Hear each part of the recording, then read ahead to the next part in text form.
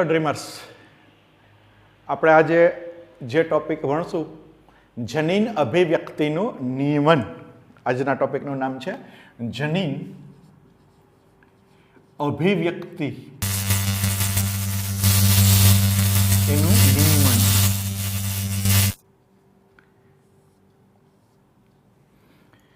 જનીન કઈ રીતે એક્સપ્રેસ થાય, અભિવ્યક્ત થાય. પેલા તો અભિવ્યક્તિ એટલે શું એ આપણે સમજીએ. દાખલા તરીકે આપણે મેન્ડલના પ્રયોગો વિશે માહિતી મેળવેલી કે વટાણા છે એ પીળા હોય અથવા તો લીલા રંગના હોય અને એમાં પીળા રંગનું અથવા લીલા રંગનું જનીન આવેલું હોય. જનીન ક્યાં આવેલું હોય? પેલા તો જનીન શેનું બનેલું હોય? જનીન દ્રવ્ય તરીકે શું હોય? ડીએનએ જનીન દ્રવ્ય. જનીન ક્યાં આવેલું હોય? રંગસૂત્ર ઉપર.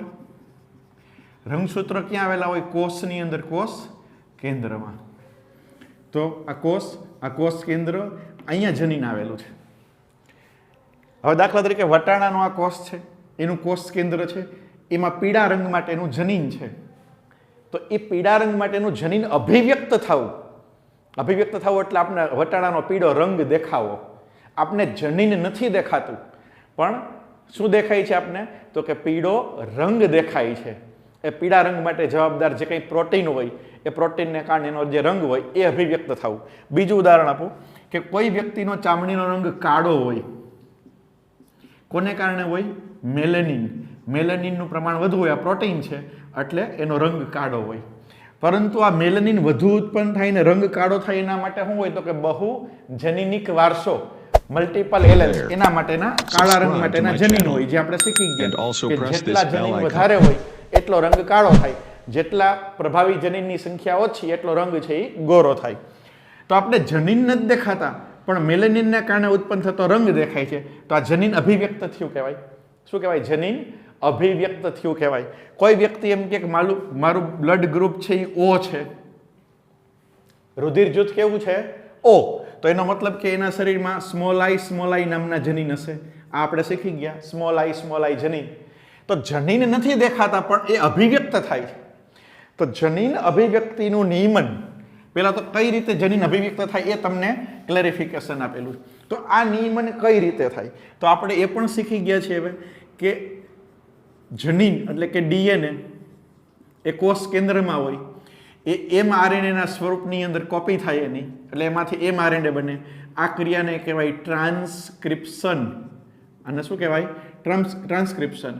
અને એમઆરએનએ છે એનું ટ્રાન્સલેશન થાય એટલે એમાંથી પ્રોટીન બને. તો આ ક્રિયાને શું કહેવાય? ટ્રાન્સલેશન. એટલે પ્રોટીનનું નિર્માણ થયું. આ પ્રોટીન એનું કાર્ય કરે એટલે આપણને ખબર પડે કે એ થયું કાર્ય, એટલે કે આ જનીન છે એ અભિવ્યક્ત થયું.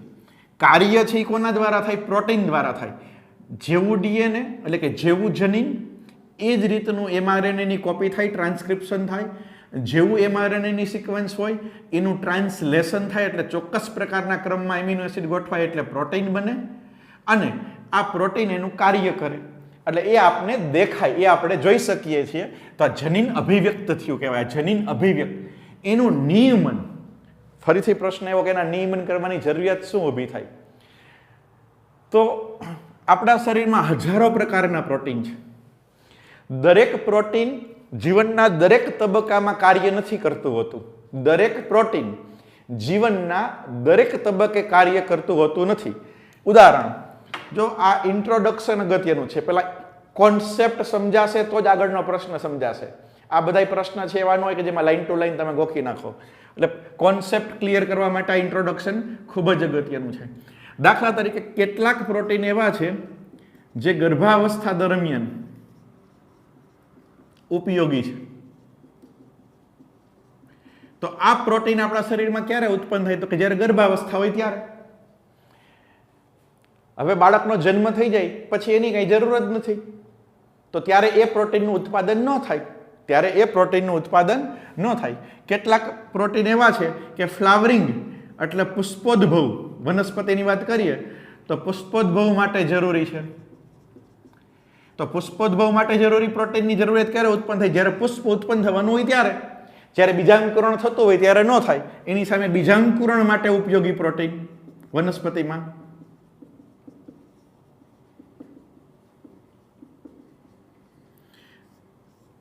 તો બીજાંકુરણ માટે ઉપયોગી પ્રોટીન જ્યારે બીજનું અંકુરણ થતું હોય ત્યારે જ જરૂરિયાત હોય, પછી પુષ્પોદ્ભવ માટે એની જરૂરિયાત ના હોય. એનો મતલબ એવો થયો કે શરીરની અંદર જે પ્રોટીન છે એ જીવનના ચોક્કસ તબક્કે કાર્ય કરે. એવા પણ પ્રોટીન હોય કે આખી જિંદગી કાર્ય કરે. દાખલા કે મનુષ્યમાં હિમોગ્લોબિન, એ જન્મથી મૃત્યુ સુધી હિમોગ્લોબિન તો જોઈએ જ. એવું નથી કે બાલ્યાવસ્થામાં જોઈએ ને વૃદ્ધાવસ્થામાં નથી જોતું, એ કન્ટિન્યુ જોઈએ છે. પણ અમુક પ્રોટીન એવા છે કે જે જીવનના ચોક્કસ તબક્કા દરમિયાન જ એનું નિર્માણ જરૂરી. તો આપણે કીધું કે પ્રોટીન કઈ રીતે બને, ફરીથી લખું. ડીએનએ, એમાંથી એમઆરએનએ, સેન્ટ્રલ ડોગમાં જેને કહેવાય વોટસન અને ક્રિક આપ્યું હતું ને એમાંથી પ્રોટીન. તો ડીએનએ આપણા શરીર માટે કે જે જનીન છે એ સતત આખી જિંદગી એમાંથી પ્રોટીન બન્યા જ રાખે? તો કે ના, જ્યારે જરૂર હોય ત્યારે બને. તો જરૂર હોય ત્યારે બને ત્યારે એની સ્વિચ ઓન થાય, ત્યારે ફેક્ટરી ચાલુ થાય, પ્રોસેસ ચાલુ થાય પ્રોટીન બનવાની, ટ્રાન્સક્રિપ્શન થાય, ટ્રાન્સલેશન થાય. જરૂર નથી તો ટ્રાન્સક્રિપ્શન અને ટ્રાન્સલેશન બંધ થઈ જાય. બંધ થઈ જાય તો પ્રોટીન બનતું બંધ થઈ જાય. આ કેવું થયું કે આપણા ઘરની અંદર એસી ફિટ કરેલું છે પણ એ 365 દિવસ અને 24 કલાક ચાલુ ન હોય. ક્યારે ચાલુ હોય? તો કે જરૂરિયાત હોય ત્યારે. આપણે ગરમી થાય, એસી ચાલુ કરો, ઠંડી લાગે છે તો બંધ કરી દો. તો એના માટે આપણા ઘરમાં સ્વિચ હોય કે સ્વિચ ઓન થાય, સ્વિચ ઓફ થાય. એટલે નિયમન થયું કે ભાઈ ઠંડી લાગે છે, સ્વિચ ઓફ કરી દો, ગરમી લાગે છે, સ્વિચ ઓન કરી દો. તો દાખલા તરીકે પુષ્પોદ્ભવ માટે જરૂરી પ્રોટીન એ બીજાંકુરણ વખતે જરૂરી નથી, ત્યારે સ્વિચ ઓફ હોય, ત્યારે પ્રોટીન ન બનતું હોય. પણ જ્યારે છોડ મોટો થાય અને એની સિઝન આવે, પુષ્પોદ્ભવની સિઝન આવે એટલે સ્વિચ ઓન થઈ જાય. ઉનાળો આવ્યો એટલે જેમ એસી ઓન થયું એમ, અને પ્રોટીન બનવાનું સ્ટાર્ટ થઈ જાય. એવી જ રીતના જ્યારે બીજાંકુરણ થતું હોય ત્યારે પ્રોટીન બનતું એટલે સ્વિચ ઓન હોય, સ્વિચ ઓન હોય. હવે બીજાંકુરણ પૂરું થઈ ગયું, છોડ મોટો થઈ ગયો, હવે એ પ્રોટીનની જરૂર નથી તો સ્વિચ ઓફ થઈ જાય. શિયાળો આવ્યો તો ભાઈ સ્વિચ ઓફ કરી દો, એસી બંધ કરી દો, એમ સ્વિચ ઓફ થઈ જાય. તો સ્વિચ ઓન કરવી, સ્વિચ ઓફ કરવી, એટલે પ્રોટીન સંશ્લેષણ થવા દેવું, પ્રોટીન સંશ્લેષણ ન થવા દેવું, એ એટલે જનીન અભિવ્યક્તિનું નિયમન. જનીન અભિવ્યક્તિ કોને કહેવાય? ડીએનએ માંથી આરએનએ માંથી પ્રોટીન બને, આ અભિવ્યક્ત થયું. એ અભિવ્યક્ત ક્યારે થાય, ક્યારે ન થાય, એ ઘટના એટલે જનીન અભિવ્યક્તિનું નિયમન. આ વસ્તુ તમે માત્ર ને માત્ર ટેક્સ્ટ બુક વાંચવાથી ન સમજાય, એના માટે આ ક્લેરિફિકેશન જરૂરી છે કે આને જનીન અભિવ્યક્તિનું નિયમન કહેવાય. જનીન અભિવ્યક્તિનું નિયમન. હવે આ નિયમન છે એ કયા સ્તરે થાય? પેલા સુકોષ કેન્દ્રીય કોષ એટલે કે યુકેરિયોટામાં પ્રત્યાંકન સ્તરે થાય, જેને આપણે કહીએ ટ્રાન્સક્રિપ્શન. સ્પ્લાઇસિંગ સ્તરે થાય. સ્પ્લાઇસિંગ એટલે એ પ્રત્યાંકનની પ્રક્રિયાનો એક ભાગ થયો. ટ્રાન્સલોકેશન સ્તરે થાય અને ટ્રાન્સલેશન સ્તરે થાય. ચારમાંથી ગમે તે. ટ્રાન્સલેશન સ્તરે શું કહેવા માંગે છે કે આ પ્રક્રિયા છે નોર્મલ ડીએનએ, એમાંથી એમઆરએનએ આ કોષ કેન્દ્રમાં થાય. ત્યાંથી એમઆરએનએ ક્યાં આવ્યું? રિબોઝોમ સુધી. અને ત્યાં શું થાય? એમાંથી પ્રોટીન બને. આ રિબોઝોમ છે.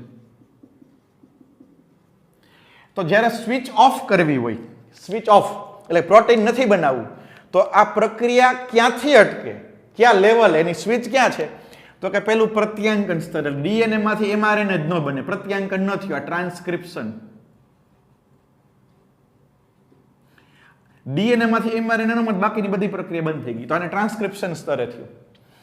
અથવા સ્પ્લાઇસિંગ સ્તરે કે ડીએનએ માંથી એમઆરએનએ બનવાની પ્રક્રિયા સ્ટાર્ટ થાય, પણ એમાં એક્ઝોન ઇન્ટ્રોન અને સ્પ્લાઇસોસોમ કોમ્પ્લેક્સ બને, જે આગળના પ્રશ્નમાં શીખી ગયા. ત્યાંથી પ્રક્રિયા અટકી જાય, સ્પ્લાઇસિંગ ન થાય એટલે ઇન્ટ્રોન ભાગ દૂર ન થાય. ઇન્ટ્રોન ભાગ દૂર ન થાય એટલે આગળની પ્રક્રિયા ન થાય, તો એ સ્પ્લાઇસિંગ સ્તરે કહેવાય. ટ્રાન્સલોકેશન સ્તરે ડીએનએ માંથી આરએનએ બની ગયું એટલે ટ્રાન્સક્રિપ્શન થાય છે, પણ ઈ એમઆરએનએ નું ટ્રાન્સલોકેશન ના થયું, એટલે કે રિબોઝોમ સુધી નથી આવતું. આ પ્રક્રિયાને કહેવાય ટ્રાન્સલોકેશન.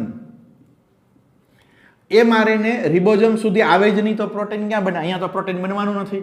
પ્રોટીન ફેક્ટરી તો રિબોઝોમ છે. આ રિબોઝોમ છે, પ્રોટીન ફેક્ટરી છે.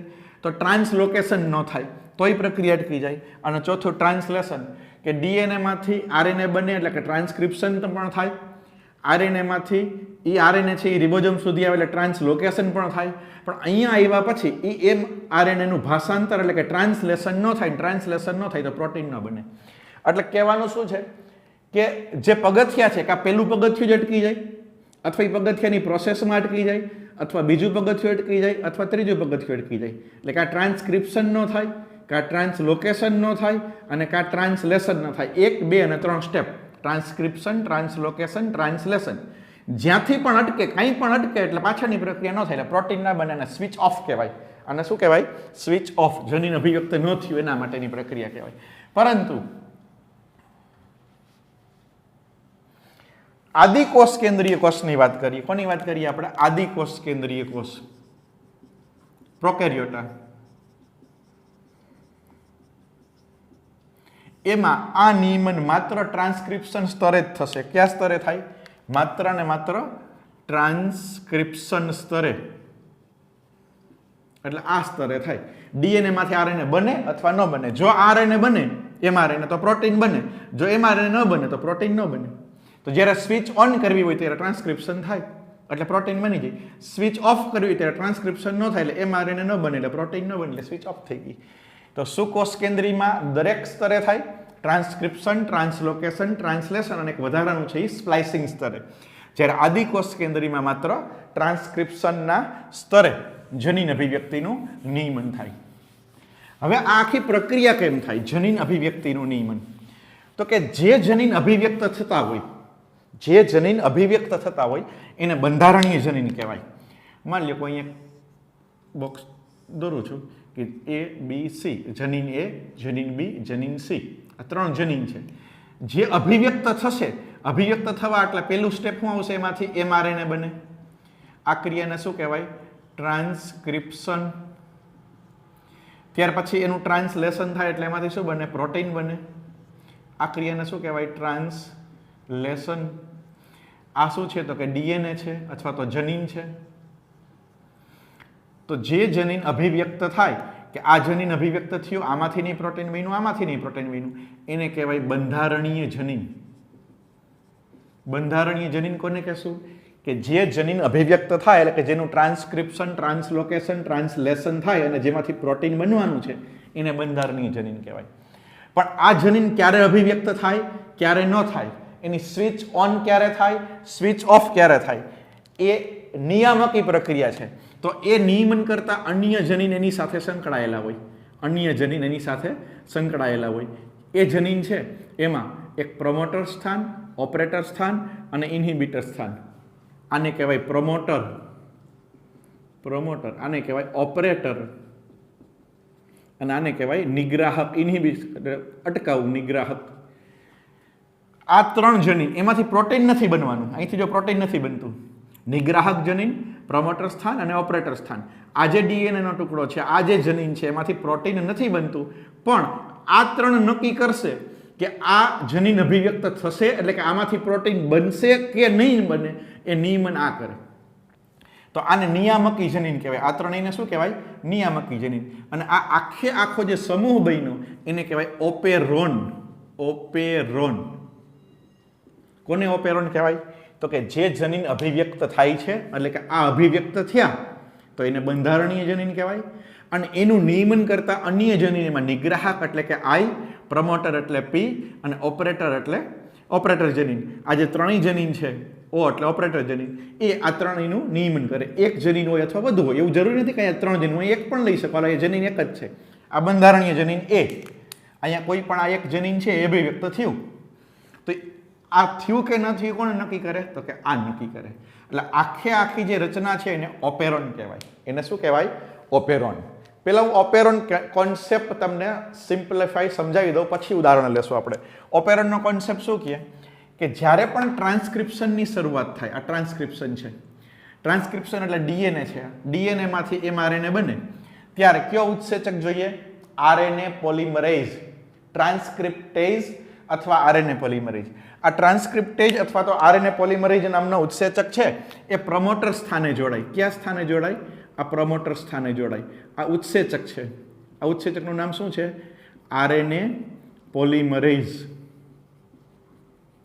અથવા એને બીજું આપણે નામ શું આપીએ, ટ્રાન્સક્રિપ્ટેઝ આ ઉત્સેચક છે. તો આરએનએ પોલિમરેઝ અથવા ટ્રાન્સક્રિપ્ટેઝ નામનો ઉત્સેચક પ્રમોટરના સ્થાને જોડાય અને ટ્રાન્સક્રિપ્શનની શરૂઆત કરે એટલે ડીએનએનું ટ્રાન્સક્રિપ્શન થાય એટલે એમઆરએનએ બન્યું. અને એમઆરએનએ છે એ શું બનાવે, પ્રોટીન બનાવે. પ્રોકેરિયોટાની અંદર જો એમઆરએનએ બને તો પ્રોટીન બને જ, કારણ કે એનું નિયમન ટ્રાન્સક્રિપ્શન સ્તરે થાય. તો આને કહેવાય સ્વિચ ઓન. આ પ્રક્રિયાને શું કહેવાય, સ્વિચ ઓન છે. જો અહીંયા આરએનએ પોલિમરેઝ જોડાઈ ગયો, આરએનએ પોલિમરેઝે શું કર્યું તો કે આનું ટ્રાન્સક્રિપ્શન કર્યું, પછી ટ્રાન્સલેશન થયું. ટ્રાન્સલેશન આપણે બે પ્રશ્ન ઇન્ડિવિજ્યુઅલ શીખી ગયા છીએ. તો એ પ્રોસેસ પ્રમાણે આનું ટ્રાન્સક્રિપ્શન થાય પછી એનું ટ્રાન્સલેશન થાય એટલે પ્રોટીન બને એટલે સ્વિચ ઓન કહેવાય. એને શું કહેવાય, સ્વિચ ઓન. હવે માની લો કે સ્વિચ ઓફ કરવી છે, આ પ્રોટીનની જરૂરિયાત નથી, બીજાંકુરણ માટે જરૂરી પ્રોટીન હોય અને હવે પુખ્ત અવસ્થાની આવશ્યકતા નથી પ્રોટીનની, તો સ્વિચ ઓફ કેમ કરવી તો કે નિગ્રાહક જનીન, આ નિગ્રાહક જનીન એ નિગ્રાહક પ્રોટીન બનાવે. શું બનાવશે, નિગ્રાહક પ્રોટીન. આવું એક પ્રોટીન બને છે, માની લો કે નિગ્રાહક પ્રોટીન છે. આ નિગ્રાહક પ્રોટીન છે એ ઓપરેટર સ્થાન સાથે જોડાઈ જાય. અહીંયા જોડાઈ ગયું. આના દ્વારા ઉત્પન્ન થતું પ્રોટીન ઇનિબિટર અહીંયા ઓપરેટર સ્થાન સાથે જોડાઈ ગયું. આ જેવું અહીંયા જોડાઈ જાય તો આરએનએ પોલિમરેઝ આગળ વધી નહીં શકે, વચ્ચે આ નડે, અને આરએનએ પોલિમરેઝ છે એ ઓપરેટર સ્થાને જો નિગ્રાહક પ્રોટીન જોડાયેલું હોય તો આગળ ન વધી શકે તો પ્રમોટર સ્થાનથી આરએનએ પોલિમરેઝ એનું કાર્ય ન કરે, અને આરએનએ પોલિમરેઝ અથવા ટ્રાન્સક્રિપ્ટેઝ એનું કાર્ય ન કરે તો ટ્રાન્સક્રિપ્શન ન થાય, તો એમઆરએનએ ન બને, તો ટ્રાન્સલેશન ન થાય, પ્રોટીન ન બને અને સ્વિચ ઓફ કહેવાય. આ પ્રોટીન બનવાની પ્રક્રિયા અટકી ગઈ. હવે કોઈ એવો પ્રશ્ન કરે કે ફરીથી જરૂર હોય તો પ્રોટીન બનાવવું હોય તો શું કરવું, તો ફરીથી પ્રોટીન બનાવવું હોય તો એના માટે પણ વિકલ્પ છે. શું વિકલ્પ છે તો કે કોઈ એવું દ્રવ્ય જેને ઇન્ડ્યુસર કહેવાય, એને શું કહેવાય, ઇન્ડ્યુસર. જો અહીંયા આઈ એટલે ઇન્હિબિટર એટલે નિગ્રાહક થાય, અહીંયા આઈ એટલે ઇન્ડ્યુસર થાય, મિક્સ નહીં કરવાનું. ઇન્ડ્યુસર એટલે કહે ને પ્રેરક દ્રવ્ય કહેવાય. શું કહેવાય, પ્રેરક દ્રવ્ય. માની લો કે કોઈ પ્રેરક દ્રવ્ય છે, એ પ્રેરક દ્રવ્ય આની સાથે જોડાઈ જાય, પ્રેરક દ્રવ્ય છે આની સાથે જોડાઈ જાય અને પરિણામે એવું બને કે જે નિગ્રાહક પ્રોટીનની રચના બદલી જાય અને એની રચના આવી થઈ જાય, કંઈક એની રચના બદલી ગયું. આમ સાંકેતિક આપણે કહીએ કે આ આની સાથે જોડાઈ ગયું, આ અને આ જોડાઈ ગયા. હવે આ છે આની સાથે જોડાઈ શકે નહીં, આ આની સાથે જોડાઈ શકશે નહીં. તો શું થશે, આ અવરોધ દૂર થશે, અને જેવો અવરોધ દૂર થયો તો આરએનએ પોલિમરેઝ એનું કાર્ય કરે તો ટ્રાન્સક્રિપ્શન થાય, એમઆરએનએ બને, ટ્રાન્સલેશન થાય, પ્રોટીન બને, સ્વિચ ઓન થઈ ગઈ. તો આ જે છે એ જનીન અભિવ્યક્તિનું નિયમન. હવે આ જનીન અભિવ્યક્તિનું નિયમનની આખી જે પ્રોસેસ છે એ જેકોબ અને મોનાડે સમજાવેલી, અને લેક ઓપેરોન તરીકે લેક્ટોઝ ઓપેરોનનું જે ઉદાહરણ આપેલું એ આપણે સમજવા પ્રયત્ન કરીએ. જેકોબ અને મોનાડ એને જનીન અભિવ્યક્તિનું નિયમન સમજાવેલું કેમાં, તો કે ઇકોલાઈ બેક્ટેરિયામાં, મતલબ કે કેમાં, પ્રોકેરિયોટામાં. ઇકોલાઈ બેક્ટેરિયા છે, ઉર્જાના સ્ત્રોત તરીકે શું જોઈએ, ગ્લુકોઝ. એને શું જોઈએ, ગ્લુકોઝ. હવે એને જ્યારે લેક્ટોઝના માધ્યમમાં રાખવામાં આવે, આ લેક્ટોઝ છે, લેક્ટોઝ ડાઇસેકેરાઇડ છે,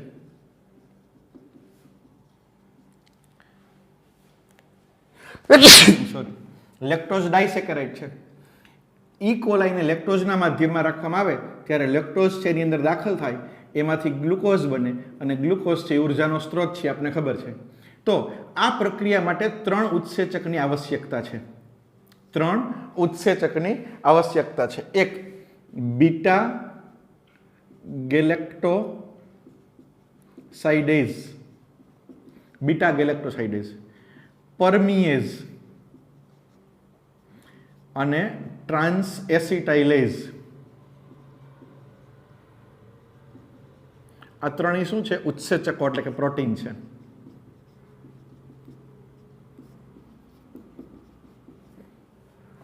આને લેક્ટોઝના ચયાપચયની પ્રક્રિયા કહેવાય. કે ઈ કોલાઈને તમે લેક્ટોઝના માધ્યમમાં મૂકો તો એનું જે ચયાપચય થાય, તો એ ચયાપચય મુજબ, દાખલા તરીકે મૂકી દો આપણે સ્ટાર્ચ ખાઈએ, ભાખરી ખાઈએ, તો પેલા સ્ટાર્ચનું પાચન થાય, માલ્ટોઝમાં એના માટે મુખ ગુહામાં કયો ઉત્સેચક જોઈએ, તો કે એમાઇલેઝ જોઈએ. તો ખાંડ ખાઈએ તો સુક્રેઝ જોઈએ, તો ચયાપચયની પ્રક્રિયા, પાચનની પ્રક્રિયા. એમ ઈ કોલાઈને જો તમે લેક્ટોઝના માધ્યમમાં મૂકો તો એની જે ચયાપચયની ક્રિયા માટે આ 3 ઉત્સેચકની અનિવાર્યતા, એટલે કે આ પ્રોટીનની જરૂરી છે. આ 3 ઉત્સેચક એટલે કે 3 પ્રોટીન. એનો મતલબ કે આ 3 પ્રોટીન એટલે કે ઉત્સેચક અભિવ્યક્ત થાય ત્યારે એની સ્વિચ ઓન હોવી જોઈએ. આના માટેના જે જનીન હોય એ જનીન છે એ અભિવ્યક્ત થાય એટલે એની સ્વિચ ઓન થાય એટલે આ 3 ઉત્સેચક એટલે કે 3 પ્રોટીન બને, આના જનીન અભિવ્યક્ત થાય. તો પરંતુ એની લેક્ટોઝની બદલે માની લો કે તમે એને ગ્લુકોઝના માધ્યમમાં મૂકો. કોના માધ્યમમાં મૂકો? ગ્લુકોઝના માધ્યમમાં. તો ડાયરેક્ટ ગ્લુકોઝ મળ્યો તો એને પછી આ 3 ઉત્સેચકની આવશ્યકતા નથી. તમે ખાંડ ખાધી હોય તો સુક્રોઝ, એનું પાચન માટે સુક્રેઝની જરૂરિયાત પડે, પણ તમે ગ્લુકોઝનું પાણી પીઓ તો એનું પાચન કરવાની જરૂર જ નથી. તો તમે એને ડાયરેક્ટ ગ્લુકોઝના માધ્યમમાં મૂકો તો આ જનીનની આવશ્યકતા નથી, તો એ જનીન અભિવ્યક્ત ન થાય. જનીન અભિવ્યક્ત ન થાય એટલે સ્વિચ ઓફ થઈ ગઈ, સ્વિચ ઓફ કરવી પડે ત્યારે. તો આ આખી એક પ્રક્રિયા છે કે ક્યારે અભિવ્યક્ત થાય, ક્યારે અભિવ્યક્ત ન થાય. તો એ આપણે કેના સંદર્ભમાં સમજાવવાનું છે? તો કે ઈ કોલાઈના સંદર્ભમાં. અને કોના ચયાપચયની પ્રક્રિયા માટે? લેક્ટોઝ. તો એનું નિયમન કરતા ઉત્સેચક છે એને લેક ઓપેરોન કહેવાય. જનીનોને કહેવાય લેક ઓપેરોન. ઓપેરોનની વ્યાખ્યા મેં તમને સમજાવી હતી. ઓપેરોન કોને કહેવાય? તો કે જે અભિવ્યક્ત થાય એ બંધારણીય જનીન અને જે એનું નિયમન કરે એ નિયામકી જનીન. એમાં ઓપરેટર, પ્રમોટર અને નિગ્રાહક આ બધુંય ભેગું મળીને જે બનાવે એને ઓપેરોન કહેવાય. અને લેક એટલે લેક્ટોઝ, કે જે લેક્ટોઝના ચયાપચયનું નિયમન કરે એને લેક ઓપેરોન કહેવાય. તો લેક ઓપેરોનની ઘટના, જનીન અભિવ્યક્તિનું નિયમન કોને સમજાવ્યું હતું? જેકોબ અને મોનાડ. જેકોબ અને મોનાડ આ વૈજ્ઞાનિકોએ. એમના કહેવા મુજબ કે 3 જનીન છે. જનીન ઝેડ, જનીન વાય, જનીન એ. આ 3 જનીન છે. જનીન ઝેડ, જનીન વાય, જનીન એ. ઝેડ વાય એ. આથી એને પોલિસિસ્ટ્રોનિક બંધારણ કહેવાય. પોલિસિસ્ટ્રોનિક. હવે આ 3 જનીન છે એ ટ્રાન્સક્રિપ્શન પામે. જનીન આને શું કહેશું? જે અભિવ્યક્ત થાય એને શું કહેવું? બંધારણીય જનીન. એનું ટ્રાન્સક્રિપ્શન થાય એટલે એમાંથી mRNA બને. આપણે સળંગ બનાવી દઈએ mRNA.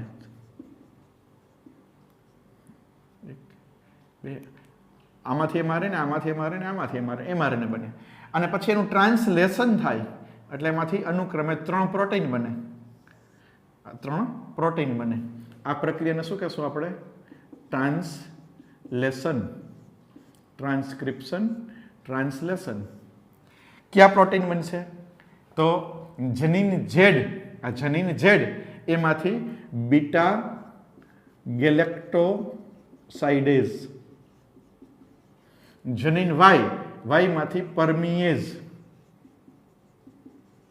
અને એમાંથી ટ્રાન્સ એસિટાઇલેઝ.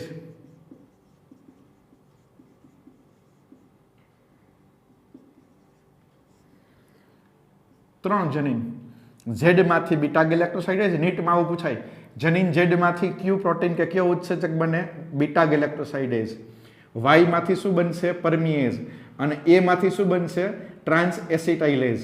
આ ત્રણેય ઉત્સેચકો કેના માટે જરૂરી છે? લેક્ટોઝના ચયાપચય માટે જરૂરી છે. અચ્છા, તો આ બને એટલે સ્વિચ ઓન થઈ. પછી જ્યારે જરૂર ના હોય ત્યારે આ ન બનાવવું હોય ત્યારે પ્રક્રિયા અટકાવી દેવી પડે. તો એનું જે નિયમન કોના દ્વારા થાય? તો કે એની સાથે સંકળાયેલા અન્ય જનીન. કોના દ્વારા થાય? અન્ય જનીન. એમાં ઓપરેટર જનીન, પ્રમોટર જનીન, નિગ્રાહક જનીન. આને શું કહેવાય? નિયામકી જનીન.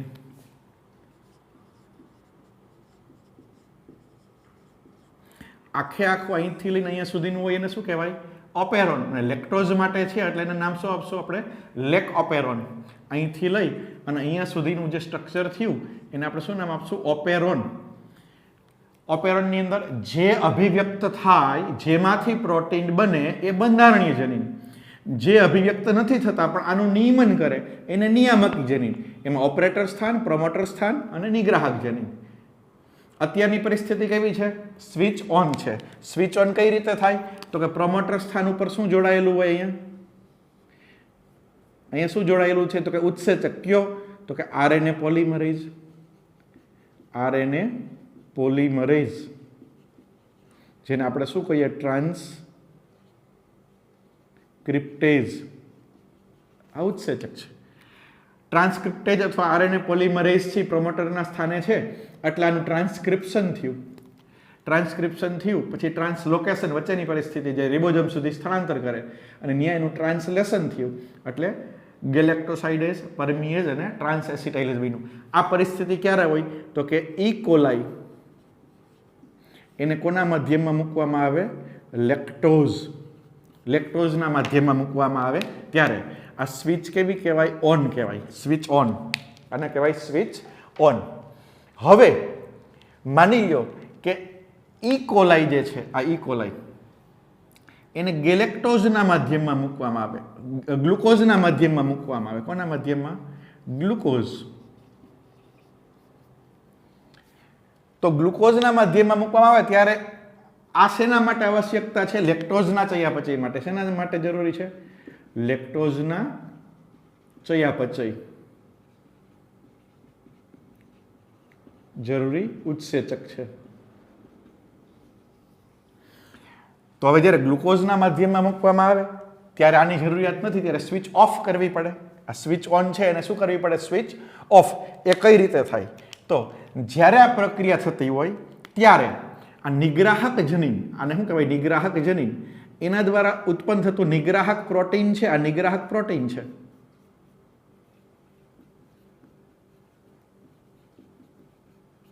એ અહીંયા જોઈન્ટ થઈ શકતું નથી લેક્ટોઝની હાજરીમાં. આ લેક્ટોઝની પરિસ્થિતિ હોય, જ્યારે લેક્ટોઝ હોય ત્યારે નિગ્રાહક પ્રોટીન અહીંયા જોઈન્ટ થઈ શકતું નથી. જોઈન્ટ થઈ શકતું નથી એટલે આ પ્રક્રિયા થાય. પણ જ્યારે ગ્લુકોઝ હોય ત્યારે ગ્લુકોઝની હાજરીમાં આ જે નિગ્રાહક પ્રોટીન છે, આ નિગ્રાહક પ્રોટીન છે એનો આકાર કેવો હોય તો કે અહીંયા જોઈન્ટ થઈ શકે એવો. આ નિગ્રાહક પ્રોટીન છે. આ નિગ્રાહક પ્રોટીન આ કોની પરિસ્થિતિમાં? ગ્લુકોઝ હોય ત્યારે.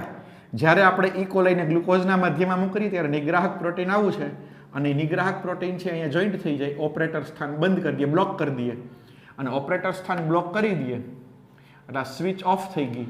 શું કામે સ્વિચ ઓફ થઈ ગઈ? તો કે આરએનએ પોલિમરેઝ આગળ નહીં વધી શકે. આરએનએ પોલિમરેઝ આગળ નહીં વધી શકે એટલે હું આ કલરથી દર્શાવું કે આ ટ્રાન્સક્રિપ્શન નહીં થાય, એમઆરએનએ નહીં બને, ટ્રાન્સલેશન નહીં થાય અને આ એકય ઉત્સેચક પણ ન બને એટલે સ્વિચ ઓફ થઈ ગઈ. લેક ઓપેરોન, જ્યારે ઈ કોલાઈને ગ્લુકોઝ આપી દીધું, મેં કીધું એમ આપણે ડાયરેક્ટ ગ્લુકોઝ પીએ તો પછી આપણે સુક્રેજ ઉત્સેચકની કંઈ જરૂર નથી.